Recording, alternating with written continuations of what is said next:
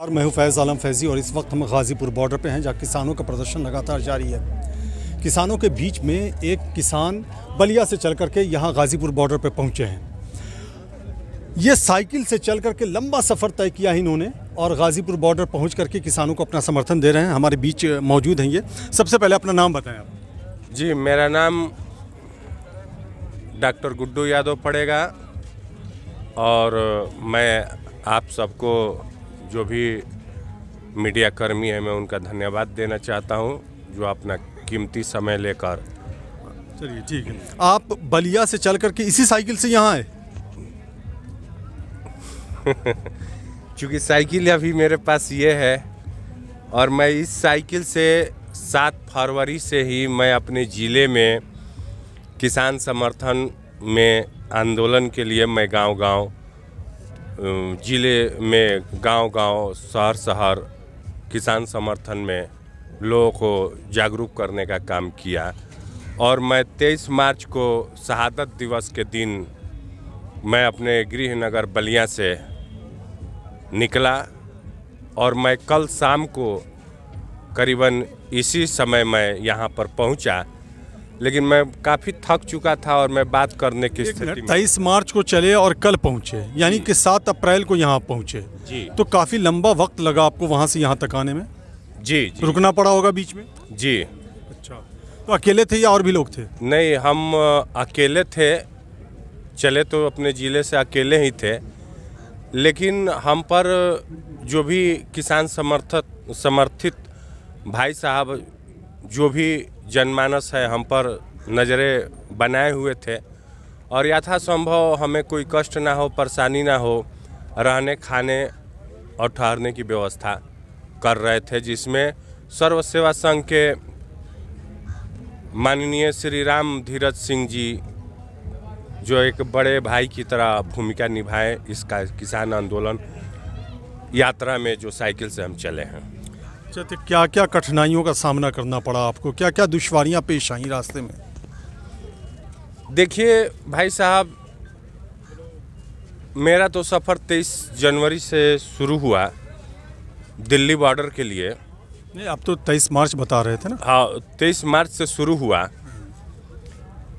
जितना मुझे कष्ट हुआ उससे कहीं मुझे जो है उत्साहवर्धन मिला कि जो लोग और मीडिया ये प्रचार प्रसार करने पर लगा हुआ है कि बस ये कुछ चुनिंदा लोग हैं जो आंदोलन में लगे हुए हैं, लेकिन मैं जब बलिया ज़िले से चला तो मुझे दिल्ली तक अपार समर्थन और सहयोग मिला और लोगों ने मेरा उत्साहवर्धन किया और मुझे उनके उत्साहवर्धन के आगे जो मुझे कष्ट हो रहा था मुझे कभी आभास नहीं हुआ कि मैंने कष्ट झेला है या झेल रहा हूँ। अच्छा, ये बताइए, आप जब बलिया से चले 23 मार्च को, 7 अप्रैल को आप गाज़ीपुर बॉर्डर पे पहुँचे, जब आप वहाँ से चले थे तो जाहिर सी बात है मन में बहुत सारी चीज़ें रही होंगी, बहुत सोच डेवलप हुआ होगा। जब यहाँ आप पहुँचे तो क्या नज़र आया? क्या कुछ फ़र्क नज़र आया जो आप सोच के चले थे, या जो सोच करके चले थे उससे कहीं ज़्यादा कुछ नज़र आया?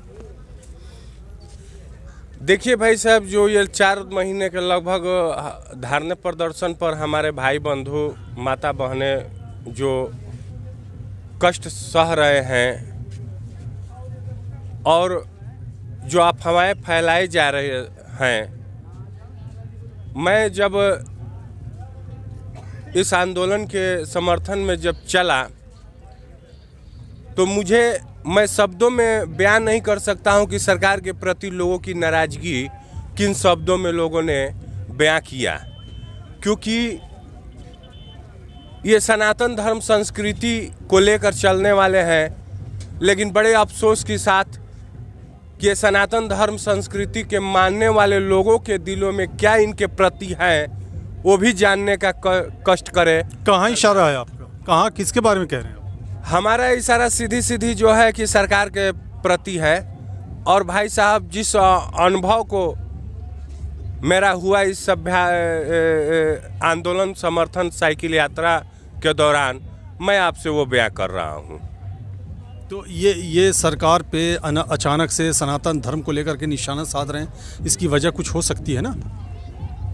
हाँ, वजह ज़रूर है, क्योंकि मैं भी सनातन धर्म से आता हूँ और सनातन धर्म संस्कृति में अशब्द शब्दों का कोई मायने नहीं रखता और इसकी कोई जगह नहीं है।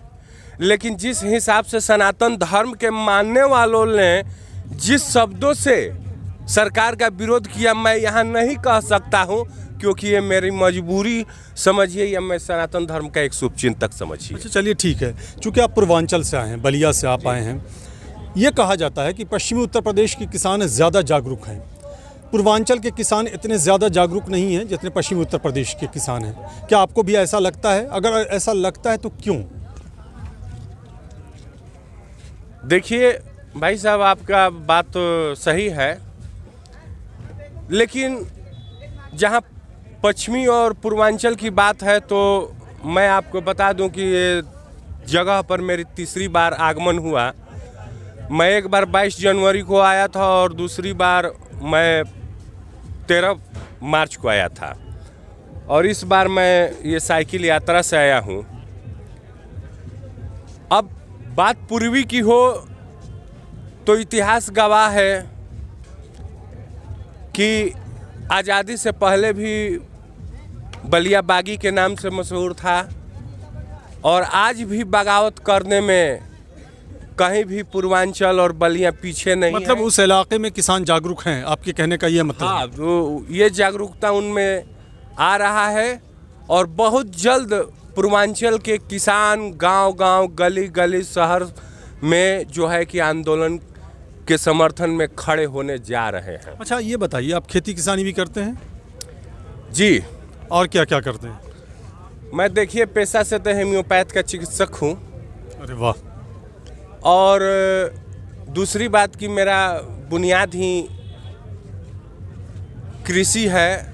और भाई साहब, मुझे इस बात का यहाँ बॉर्डर पर आने के बाद मुझे गर्व महसूस हुआ कि मैं एक किसान परिवार के घर में जन्म लिया हूँ, और किसानों की ताकत वो है कि अगर अपने घर से एक मुट्ठी चावल निकाल कर दे दे तो हम आंदोलन को कई साल तक जीवित रख सकते हैं और इस आंदोलन को लड़ सकते हैं।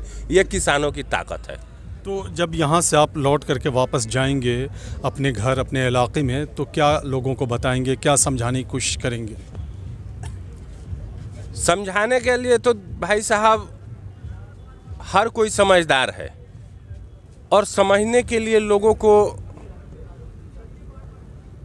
खुद को अपनी भावनाओं से ऊपर उठकर लोगों को। नहीं, मेरा सवाल दरअसल इसलिए है कि चूंकि आप प्रदर्शन में शामिल हो रहे हैं, यहाँ आ चुके हैं, पहुँच चुके हैं, तो यहाँ देख रहे होंगे किसान डटे हुए हैं अपनी मांगों को लेकर के अब तक। तो ये जब यहाँ देख रहे हैं आप, तो इन सब चीज़ों को लेकर जब वापस अपने गांव जाएंगे, अपने घर जाएंगे, अपने ज़िले में जाएंगे, अपने इलाके में जाएंगे, तो क्या बताएंगे लोगों को? नहीं, आपका सवाल सही है। मैं पहले ही बता चुका था कि मैं 22 जनवरी को यहाँ आया था, और मैं पूरे ही देश के नौजवानों से, किसानों से ये आग्रह करूँगा कि आप भी जहाँ भी देश में आंदोलन हो रहे हैं वहाँ पहुँचें और इस आंदोलन के बारे में आप समझें।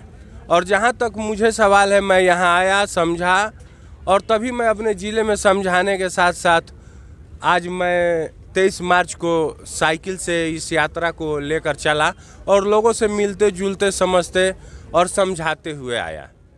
चलिए, आपका बहुत बहुत शुक्रिया।